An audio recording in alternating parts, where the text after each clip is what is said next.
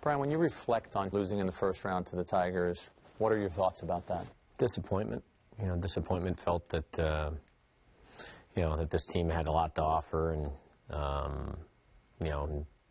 obviously never got a chance to, show that because we didn't bring our best baseball when it counted. I think the Tigers, getting the job done on their end in combination with our guys, not. When you look back at that series and some of the things that didn't go right for you, you had some contributors, guys who were great during the regular season, but then in the postseason weren't able to give you what you needed.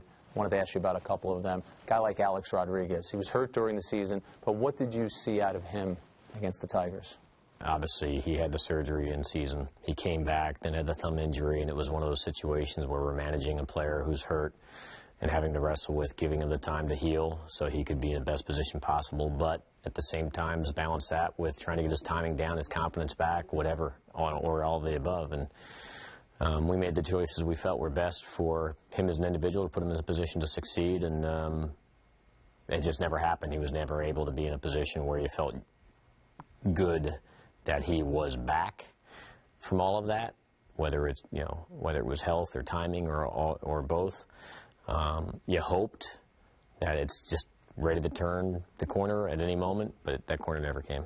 You look at Mark Teixeira, another guy who the Yankees made an 8-year commitment to. You win a World Series his first year here, but the one thing that he hasn't been able to do is produce in the postseason the way that he has in the regular season. What did you see from Teixeira against the Tigers?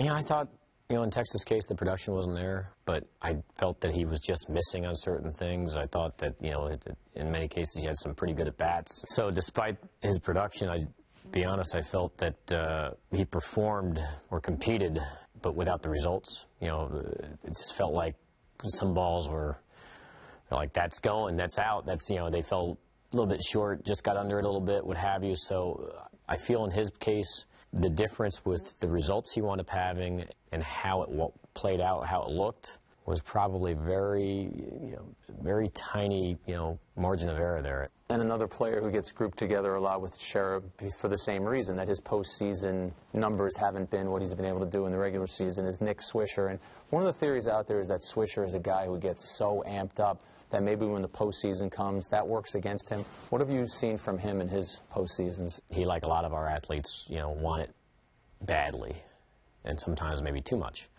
And there's a learning curve that goes along with that, about trying to maintain your emotions and stuff. And I think Swish has got all that stuff under control now. I thought he had much more quality at bats in the postseason. The results didn't follow, but I thought in Texas' case, he really impacted the ball, despite the results. And I think in Swish's case, I think he's obviously he's struggled in postseason, but I think he's a better player than what postseason has shown.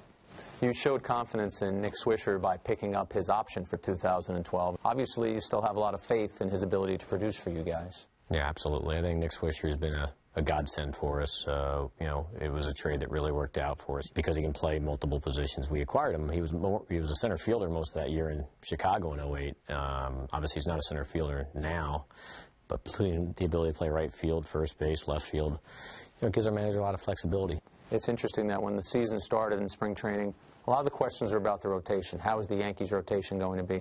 How proud were you of the way that your rotation and your bullpen ended up performing? The pitching was very vulnerable as we entered this year. Obviously, a lot of unknowns.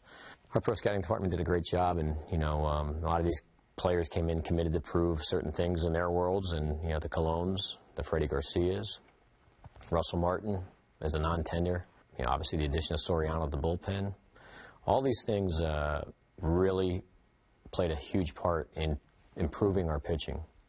Our pitching coach, Larry Rothschild, as well. I think our catcher was fantastic on the defensive side in terms of game calling, in terms of receiving the ball, framing his pitches, shutting down the opposing team's running game, and obviously then the pitchers themselves. Two pitchers who I think exceeded expectations of a lot of people, maybe not you, but Ivan Nova and David Robertson, and the job that both of them were able to do. I want to start with Nova. For him to come in, his first full season in the major leagues, pitch the way that he did, how impressed were you with what he gave you, and what is the ceiling for him?